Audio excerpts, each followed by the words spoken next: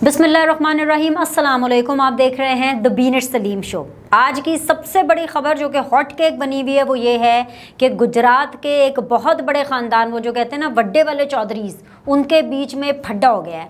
और फड्डे की अगर मैं वन लाइनर वजह बताऊँ तो वजह है जी नवाज शरीफ साहब से, PMLN से मोहब्बत।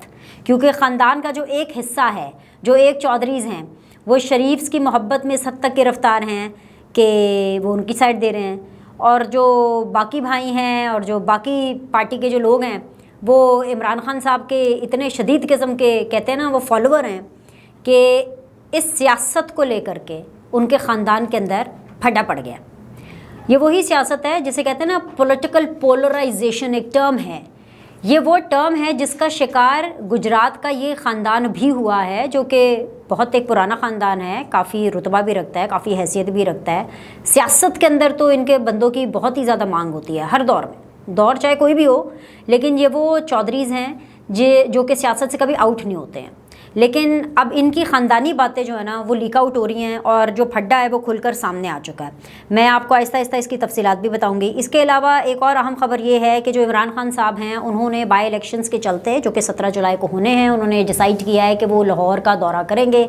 इससे पहले भी वो 2 दफ़ा डिसाइड कर चुके थे कि उन्होंने लाहौर आना है, लेकिन for some reasons, of course या तो गिरफ्तारी का डर था या ऑब्वियसली इंतज़ामात पूरे नहीं होंगे या जो भी रीज़न्स रही होंगी, उससे पहले इन्होंने अपने जो 2 दफ़ा पहले अपना लाहौर के दौरे की अनाउंसमेंट की और उसके बाद उन्होंने कैंसिल कर दिया।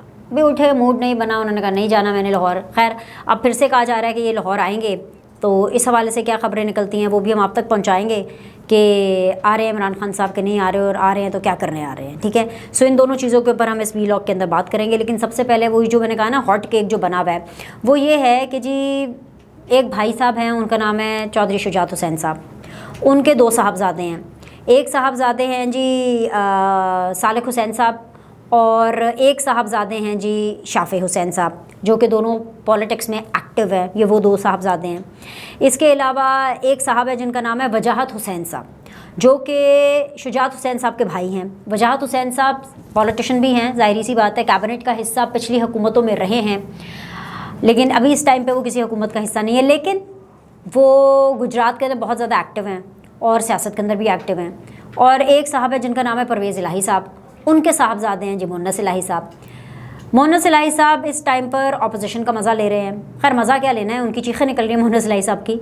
और परवेज़ इलाही साहब क्या कर रहे हैं पंजाब के अंदर, वो आपको पता है, उनकी भी चीखें निकल रही हैं, अपोजिशन के अंदर हैं और वो चीखें निकलवाने की कोशिश तो कर रहे हैं पंजाब के अंदर PMLN की और मुत्तहिदा पीपल्स पार्टी की हुकूमत की। लेकिन अभी कुछ ख़ास वो बिगाड़ नहीं पाए हैं इस मुत्तहिदा हुकूमत का पंजाब में, लेकिन वो भी अपोजिशन में है। सो वजाहत हुसैन साहब ने क्या किया कि मीडिया के सामने आए और उन्होंने आके अपने ख़ानदान की कुछ बातें लीक आउट कर दी। वो जो लड़ाई जो कि ऑन सरफेस नहीं थी, अंडर कवर थी, उसको वो सरफेस पे ले आए। अब वजाहत हुसैन साहब ने जो है सबसे पहले नाम तो लिया कि वो जी तारिक बशीर चीमा साहब जो हैं, काफ़ी से जिनका ताल्लुक़ है, वो कह रहे हैं कि जी उनकी वजह से हमारे ख़ानदान में टूट फूट हुई है। हालांकि जो तारिक बशीर चीमा साहब है वो सिर्फ़ एक मोहरा है। जो असल टूट फूट इस ख़ानदान में हुई है वो इस वजह से हुई है क्योंकि हम सब ये जानते हैं कि 2 ब्लॉक्स बने हुए हैं। एक ब्लॉक है चौधरी शुजात हुसैन का, जो कि PMLN को साइड कर रहा है, जो कि नवाज शरीफ साहब के साथ है और अब से नहीं है, हमेशा से है। उनका एक ताल्लुक़ है, एक बड़ा ही इज़्ज़त का रिश्ता है। शुजात हुसैन साहब जो है वो बड़े फ़ैन रहे हैं नवाज शरीफ साहब के, and Nawaz Sharif also shares good feelings and good emotions for Chaudhry Shujaat Hussain sahab. When it comes to Pervaiz Elahi sahab, Pervaiz Elahi साहब जो हैं उनकी हमेशा से नून लीग से नहीं बनी है, उनकी हमेशा से नवाज शरीफ साहब से नहीं बनी, शहबाज शरीफ साहब से भी नहीं बनी। मतलब 14-14 साल मुलाकातें नहीं होती इनकी आपस में, आप समझ रहे हैं, तो नहीं हुई मुलाकात, उनकी नहीं बनी। बल्कि जब वोट ऑफ नो कॉन्फिडेंस की भी बात हो रही थी पंजाब के अंदर भी, जिस टाइम पर बड़ी इज्जत देने की कोशिश की गई चौधरी परवेज़ इलाही साहब को, तब भी पाकिस्तान पीपल्स पार्टी को बीच में आना पड़ा, because there was so much of communication gap और trust issues and there was so much of issues between the two political parties and between the two families also, the Chaudhurys and the Sharifs, politically भी और ख़ानदानी point of view से भी interaction ही नहीं था ना। मैं बता रही हूँ 14 साल मुलाकात ही नहीं हुई आपस में, कोई डायरेक्टली रब्ता ही नहीं हुआ इन दोनों खानदानों के बीच में। तो तब भी पाकिस्तान पीपल्स पार्टी को बीच में आना पड़ा और वोट ऑफ नो कॉन्फिडेंस के लिए बड़ी इज्जत से इनको मनाने की कोशिश की गई कि ठीक है जी, हम आपको पंजाब का सीएम बना देते हैं। जिस टाइम के ऊपर परवेज़ इलाही साहब ने पहले इनिशियली इनकार किया और फिर किया इनकार, पहले इकरार किया और फिर किया इनकार, सॉरी, तो फिर उसके बाद पूरा मामला आपके सामने है। लेकिन असल मसला शुजात हुसैन का और परवेज़ इलाही का और वजाहत हुसैन का आपस में नहीं है। आप सब जानते हैं कि जिस तरह नून लीग के अंदर दो नैरेटिव्स हैं, एक नैरेटिव है PMLN में नवाज शरीफ का, एक नैरेटिव है शहबाज शरीफ का, and it is a open secret, सबको पता है इस बारे में, ठीक है। लेकिन उनके इस तरह के फड्डे इस लेवल पर नहीं हुए कि वो निकल कर इतने बाहर आ जाएं जिस तरह से अभी ये काफ लीग वालों के फड्डे आए हैं। लेकिन परवेज़ इलाही साहब और शुजात हुसैन साहब का आपस में रिश्ता, मैं आपको उसकी एक पर्सनल एग्जांपल शेयर करती हूँ कि कुछ साल पहले जब मैं परवेज़ इलाही साहब का इंटरव्यू करने लग गई और इधर लाहौर में उनके घर पे इंटरव्यू था, और इंटरव्यू से एक दिन पहले परवेज़ इलाही साहब, इंटरव्यू का टाइम बिल्कुल फिक्स हो गया था कि हम इस दिन इस तारीख पर इतने बजे इंटरव्यू करेंगे, लेकिन इंटरव्यू से एक दिन पहले क्योंकि इनका दस्तरखान बहुत वसी है, बहुत मेहमान नवाज हैं चौधरीज़, ये बड़ी इज़्ज़त एहतराम करते हैं, ये बात उनके बारे में हर कोई जानता है जो भी इनसे मिलता है और उनकी सियासत का दायरा है। सो इंटरव्यू से एक दिन पहले उन्होंने मुझे और मेरी टीम को अपने घर पे खाने के लिए बुलाया, चाय के लिए दावत दी, बेसिकली चाय के लिए उन्होंने दावत दी। हमने वो दावत एक्सेप्ट की बिकॉज, और उन्होंने कहा कि हम एक तरह से इनफॉर्मली इंटरव्यू के बारे में डिस्कशन भी कर लेंगे। मैं उनके घर पे गई भी, लाहौर में जो था वहाँ पे चाय का पूरा एहतमाम था, वहाँ पे हमने चाय भी पी, इंटरव्यूज़ के हवाले से सवालात भी डिस्कस किए कि परवेज़ इलाही साहब इस तरह से पूछेंगे, ये सवाल होगा, ये हम पूछना चाहते हैं, ये डिस्कस करना चाहते हैं। वहाँ पर जब मैं गई और वहाँ पे जब चाय वाय का इत्माम हुआ तो मुझे लगा कि ऑब्वियसली एक बिफोर द इंटरव्यू एक आइस ब्रेकिंग करने की उन्होंने कोशिश की है कि ताकि इंटरव्यू जो है वो बहुत ही अच्छे माहौल में हो और बहुत ही इनफॉर्मल तरीके से एक इंटरव्यू किया जाए। लेकिन जब मैं वहाँ गई तो तब मुझे पता चला कि इस मुलाकात की असल वजह क्या है। असल वजह परवेज़ इलाही साहब की चौधरी शुजात हुसैन साहब के लिए अक़ीदत और एहतराम और मोहब्बत थी, क्योंकि परवेज़ इलाही साहब कोई भी फ़ैसला चौधरी शुजात हुसैन साहब से डिस्कस किए बगैर नहीं करते थे। अभी भी यही आलम था पिछले कुछ अरसे तक, जब तक ये डिवाइड खुल कर के सामने नहीं आई। तो वहाँ पे मुझे तब पता चला कि जी मुझे बेसिकली बुलाया गया है चौधरी शुजात हुसैन साहब से मुलाकात करने का। हालांकि इंटरव्यू परवेज़ इलाही साहब का करना था और इंटरव्यू के लिए टाइम भी डन था, बिल्कुल दिन भी डन था और एवरीथिंग वाज लॉक्ड। खैर वो इंटरव्यू अगले दिन हुआ, लेकिन मुझे उस दिन ये पता चल गया, जो कि मैंने खुद एक्सपीरियंस किया, कि जी परवेज़ इलाही और शुजात हुसैन साहब के बीच में आपस में प्यार भी बहुत है और परवेज़ इलाही साहब कोई भी बात, कोई भी चीज़ शुजात हुसैन साहब के नॉलेज में लाए बगैर या उनकी इजाज़त से या उनको लूप में रखे बगैर नहीं करते। सो मसला परवेज़ इलाही, शुजात हुसैन, वजाहत हुसैन का नहीं है, मसला है सालिक हुसैन एंड मुन्नस इलाही का। बेसिकली ये अगली पीढ़ी की जंग है जो कि अब इतनी खुल्लम खुल्ला रिफ्लेक्ट हो रही है, सियासत के अंदर रिफ्लेक्ट हो रही है। वो इसलिए क्योंकि सालिक हुसैन साहब मिनिस्टर हैं, सालिक हुसैन साहब जो हैं वो PMLN की काबीना का हिस्सा है, उस मुत्तहिदा हुकूमत का हिस्सा है। अगर उनके छोटे भाई की मैं बात करूं जो कि शाफे हुसैन साहब हैं, उनके बारे में भी गुफ्तगू हो रही है। अभी तक कोई हतमी फैसला नहीं आया, लेकिन उनके बारे में भी गुफ्तगू हो रही है कि वो पंजाब के अंदर कहीं ना कहीं उनको कोई ओहदा दिया जाएगा, जो जब इनकी ये पूरी पंजाब की कैबिनेट फॉर्मेशन जो है वो पूरी हो जाती है। ठीक है, दो चीज़ें हो गई। तीसरी चीज़ ये कि मुन्नस इलाही साहब जो हैं वो, उनके पीछे प्रोटोकॉल तो कोई है नहीं इस टाइम पे क्योंकि वो अपोजिशन में, उनके पीछे पड़ी हुई है FIA, उनके पीछे जी पुलिस का रोब दबदबा है। भाई टेंशन तो होती है ना, तलवार तो एक लटक ही रही है ना मुन्नस इलाही के सर के ऊपर, और ये आपकी बात नहीं है, this is also an open secret. Pervaiz Elahi sahab ने खुद जब वो हुकूमत में थे, जब वो PTI के साथ थे, अभी भी खैर PTI के साथ है लेकिन ऑपोजिशन में है, लेकिन जब वो हुकूमत में थे तो उन्होंने खुल्लम खुल्ला प्रेस को आकर बताया, अपने इंटरव्यूज़ में बताया, सबको बताया कि भाई जब जब आर्म ट्विस्टिंग करने की कोशिश की जाती थी, जब जब इमरान खान साहब को, PTI को इस काफ लीग की सपोर्ट चाहिए होती थी, कोई बात मनवानी होती थी, तो वो FIA को और जो है पुलिस को और इधर इस तरह इदारों को पीछे छोड़ देते थे कि जाए जी जाके मुन्नस इलाही साहब को आप तंग करें, और ये चीज़ ऑन रिकॉर्ड है। सो सालिक हुसैन साहब को मिल रहा है प्रोटोकॉल क्योंकि वो है मिनिस्टर, सालिक हुसैन साहब को मिल रही है इज्जत क्योंकि वो इत्तेहादी हुकूमत का हिस्सा है। मुन्नस इलाही साहब को नहीं मिल रही। मुन्नस इलाही साहब ऑपोजिशन में, और ऑपोजिशन में भाई बहुत कुछ सहना पड़ता है, ऑपोजिशन में जेलें भी भुगतना पड़ती है, इल्ज़ाम तराशियाँ भी होती है, काफ़ी फड्डे होते हैं, प्रोटोकॉल नहीं मिल रहा होता है, सारी चीज़ें होती हैं। तो बेसिकली ये वो लड़ाई है जिसके जो कि वजाहत हुसैन साहब भी कह रहे थे कि भाई ऐसा अच्छा थोड़ी लगता है कि सालिक हुसैन इतने मज़े में हैं और जो दूसरा मुन्नस इलाही है उसके सारे मज़े ख़त्म। सो ये बेसिकली अगली पीढ़ी की लड़ाई है जो कि अब इस टाइम पर सियासत के अंदर जो है वो सर उठा लिया उसने और खुले तरीके से बाहर आ गई है। अब इसका एक नुकसान भी हो सकता है, फ़ायदा भी है। और नुकसान भी हो सकता है। नुकसान ये हो सकता है कि भाई क्योंकि जो चौधरीज़ हैं ये 4, 5, 6, 7 ये वो सीटें होती हैं जो कि हर हुकूमत में, जिसकी भी हुकूमत बने ना, नून लीग की, पीपल्स पार्टी की, यहाँ तक कि जी फ़ौज भी आ जाए, फॉर एग्ज़ाम्पल मार्शल लॉ भी लग जाए, ये जिस तरह की भी कोई हुकूमत हो, ये वो लोग ये हैं, ये वो सियासतदान हैं, ये वो सीट्स हैं जिनकी जो कि कभी आउटडेटेड ही नहीं होती, जो कभी भी इररेलेवेंट नहीं होते। They are those people who are always relevant in the politics of Pakistan and in the history of Pakistan.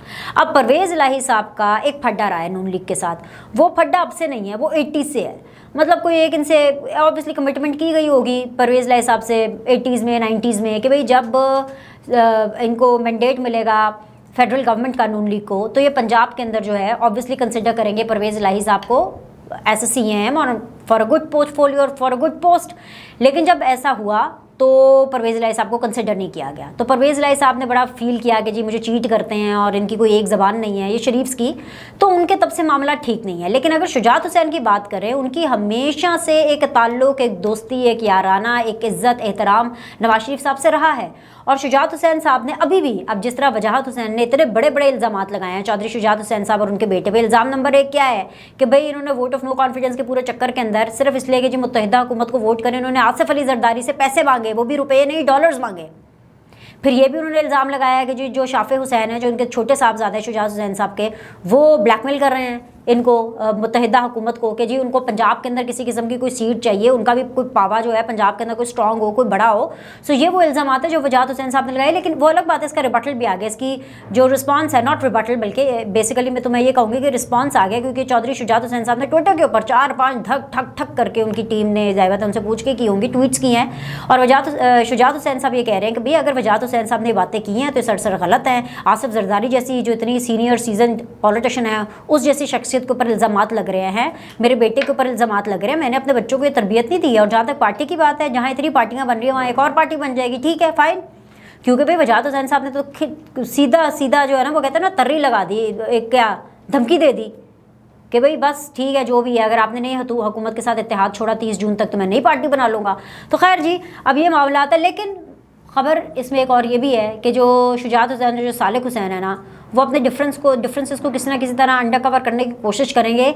लेकिन अभी इस वक्त मुत्तहिदा हुकूमत के साथ वो इत्तेहाद नहीं छोड़ने वाले। सालिक हुसैन साहब अपनी वजारत नहीं गिव अप करने वाले और इस हुकूमत को वो डिच नहीं कराने वाले। भाई ये तो आप समझ लीजिए, जितनी चाहे मर्ज़ी आप ये बातें कर ले वजाहत हुसैन साहब, लेकिन इस टाइम पे जो चौधरी शुजात हुसैन साहब है और जो सालिक हुसैन साहब हैं, वो इस हुकूमत के साथ है, इस मुत्तहिदा हुकूमत का हिस्सा है। अच्छा, एक चीज़ ये। दूसरी चीज़ ये है कि जो इमरान खान साहब है ना, उन्होंने भाई एक दफ़ा दोबारा से ऐलान किया है कि वो लाहौर आएंगे। और लाहौर इस दफ़ा पिछली 2 दफ़ा की तरह आने का मकसद यही था कि ऑब्वियसली जो पंजाब के अंदर जो सियासत हो रही है उसको देखें।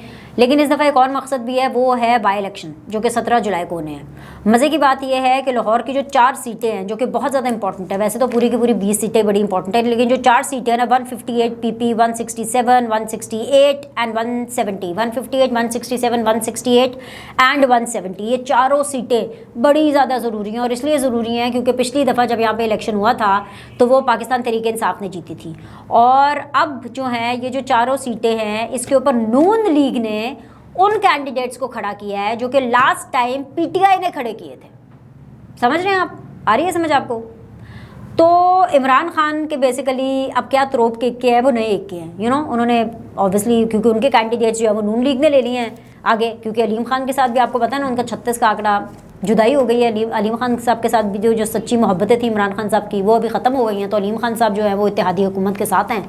तो उनके जो बड़े करीबी थे 158 में, वहाँ पे नून लीग ने शुएब सिद्दीकी साहब को जो है वो सपोर्ट करने का फ़ैसला किया है। टिकट शुएब सिद्दीकी साहब लड़ रहे हैं, वो बहुत ज़्यादा करीब है अलीम खान साहब के। लास्ट टाइम अलीम खान थे ऑब्वियसली इधर। बाकी 167 में नज़ीर अहमद चौहान हैं, वो PMLN की तरफ से लड़ रहे हैं। 168 से असद खोकर साहब हैं जो कि PTI में थे, लेकिन वो अभी मुत्तहिदा हुकूमत का हिस्सा हैं। और मोहम्मद अमीन साहब 170 से, वो भी पहले PTI में थे, अब वो मुत्तहिदा हुकूमत का हिस्सा हैं। तो इन सारों ने अपना टिल्ट नून लीग की तरफ किया। तो इस हवाले से पॉलिसी डिसाइड करने के लिए इमरान खान साहब ने आना है, अनाउंसमेंट कर दी है। मुझे नहीं पता वीलॉग ख़त्म होगा। इमरान खान साहब आपको पता है ना, सियासतदान कम है, स्टार ज़्यादा हैं। स्टार साहब का मूड नहीं हुआ हमारे हैंडसम फॉर्मर प्राइम मिनिस्टर का, तो क्या पता उठें और वो कहेंगे नहीं जी आज मूड नहीं है, कैंसिल कर दो मेरा ट्रिप, तो क्या पता कैंसिल भी हो जाए। लेकिन अगर अभी तक जो अनाउंसमेंट है, जब तक मैं ये वीलॉग रिकॉर्ड करा रही हूँ, उन्होंने लाहौर आना है, उन्होंने इन 4 जो बड़ी सीट्स हैं उसके बारे में बातचीत करनी है, लाहे अमल भी डिस्कस करना है, साथ ही साथ जो परवेज़ लाई साहब है, आई एम श्योर उनकी पीठ वो लाजमन थपथपाएंगे। हालांकि परवेज़ लाई साहब को हमेशा ही शिकायत रहती है कि इमरान खान साहब ना बिला मकसद आते नहीं हैं, अगर मतलब ना होना तो वो कभी उनके दर पे भी नहीं गए। और हालांकि मुन्नस लाई साहब जब उनकी काबीना का हिस्सा भी थे तब भी वो ऑन रिकॉर्ड शिकायत करते रहे इमरान खान साहब के बारे में कि इमरान खान साहब हमें खाना नहीं चाहिए, हमें तो इज़्ज़त चाहिए। तो खान साहब आते नहीं हैं, लेकिन मुझे इतना पक्का यकीन है, और ये ज़राए की भी मैं आपसे ये खबर शेयर कर रही हूँ ज़राए के एतबार से, कि भाई उनका ये कहना है कि अगर इमरान खान साहब वाकई इस दफ़ा अपना प्लान कैंसिल नहीं करेंगे और अगर आएंगे तो अगर ख़ुद चल के ना जाए, या तो किसी कॉमन प्लेस के ऊपर इन लोगों की मुलाकात होगी या फ़ोन पे रब्ता ज़रूर डेफिनेटली वो करेंगे लाहौर आके, और पीठ थपथपाएंगे परवेज़ इलाही साहब की, जिस तरीके से उन्होंने पंजाब के अंदर 2 सेशंस बुलवाने में कामयाबी दिखाई है। एज़ पर इमरान खान साहब के आशीर्वाद के ऊपर परवेज़ इलाही साहब जो है वो पंजाब के अंदर जो असेंबली सेशंस के साथ कर रहे हैं उसके ऊपर शाबाशी मिलेगी। एंड ऑफ कोर्स ये जो वजाहत हुसैन साहब ने की है, और इसके बावजूद परवेज़ इलाही साहब ने अपनी सपोर्ट और मोहनस इलाही ने अपनी सपोर्ट अपने कायद अपने हीरो इमरान खान साहब को दी है, तो उसके ऊपर इमरान खान साहब खुशी का इजहार करेंगे और ऑफ कोर्स इनको फ़ोन शोन करके इनसे मिल के इनको शाबाशी भी देंगे।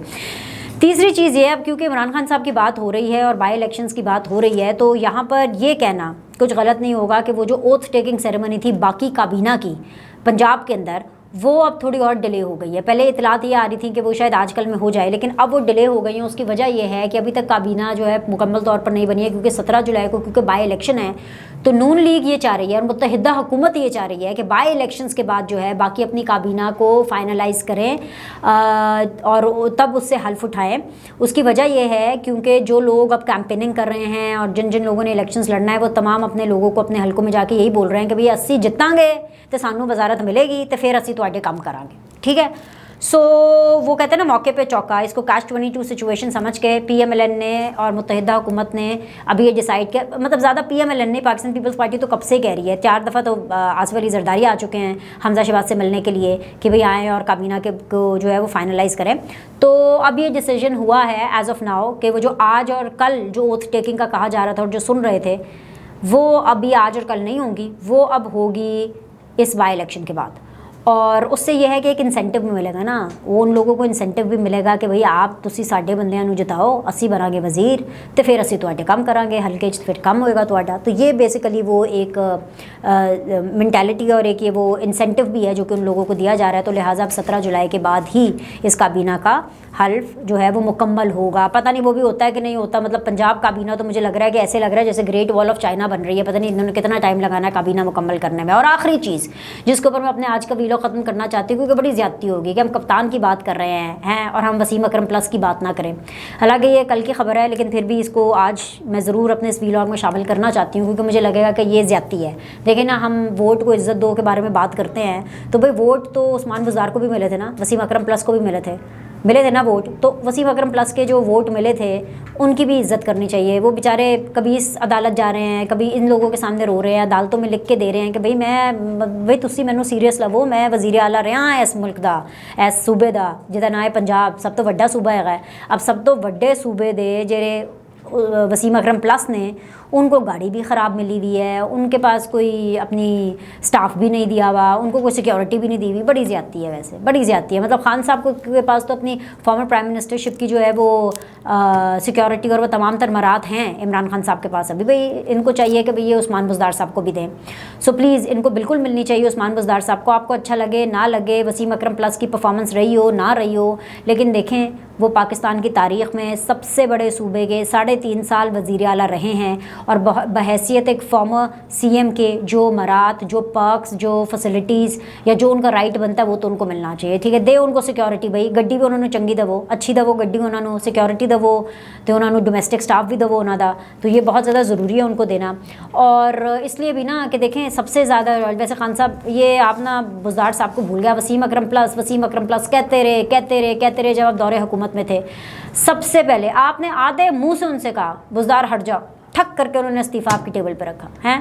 सबसे ज़्यादा जो लॉयल्टी शो की है वो उस्मान बुज़दार ने की है इमरान खान के साथ। और आज देखो ना वो दरबदर हो रहे हैं, अदालतों में कभी जा रहे हैं, कभी लोगों को बता रहे हैं कि देखो जी मेरे साथ कितना जुल्म हो रहा है कि मैं वज़ीर आला रहा हूँ फिर भी मुझे ये पर्क्स नहीं मिल रहे हैं। तो प्लीज़ इनको पर्क्स से मिलने चाहिए, सिक्योरिटी भी दें, इनको गाड़ी भी दें, उस्मान बुज़दार साहब को इज़्ज़त दें, उनको मिले हुए वोटों को इज़्ज़त दें जो भी उनको मिले थे अंटिल नेक्स्ट इलेक्शंस। सो बस इतना ही था आज के व्लॉग में। मैं उम्मीद करती हूँ आपको पसंद आया होगा। फीडबैक आपने देना है, सब्सक्राइब करना है, लाइक करना है और मेरे अगले व्लॉग का इंतज़ार करना है। आज के लिए इतना ही। अपना बहुत बहुत ख्याल रखिएगा। अल्लाह हाफ़िज़।